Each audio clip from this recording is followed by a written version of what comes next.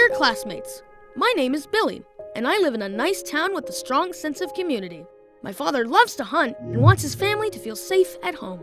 All of his guns are registered and legally owned. He taught my sister and me the components of a gun and its proper use. My mom taught us how to think, not what to think. She feels that knowledge is power and ignorance can destroy. It seems more and more difficult to have a conversation about rampage murders without being blasted with mantras and insults. So I propose every conversation begin with the agreement that no one is going to take away your guns, nor is one group responsible for all horrific crimes, and that we, as citizens, have the right to safety. Yes, America is a great country and welcomes all cultures, even the culture of violence. So let's examine the facts. The First Amendment gives us the right to speak freely, whether or not others agree with our thoughts, but you can't incite a riot or lie to a police officer. The Second Amendment doesn't give everyone a right to every weapon. Rocket launchers aren't for sale. The Declaration of Independence says we're entitled to life, liberty, and the pursuit of happiness. Polls show that 9 out of 10 Americans favor a universal background check before a gun is purchased. Hey lawmakers, are you listening? Guns don't kill people. People kill people. Yeah, a baseball bat can kill, but a semi-automatic can kill lots of people in a short period of time.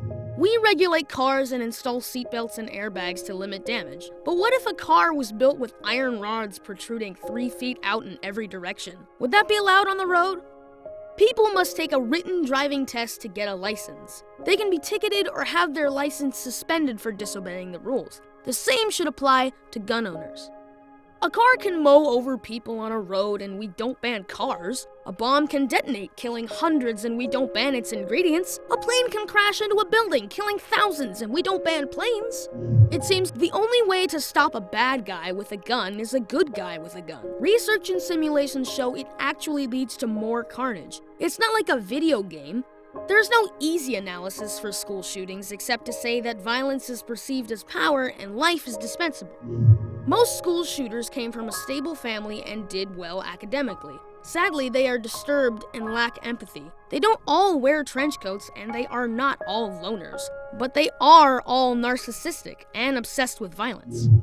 But there is one thing in common with all the shootings. They were pre-planned and pre-expressed to peers, but the warnings were missed or ignored.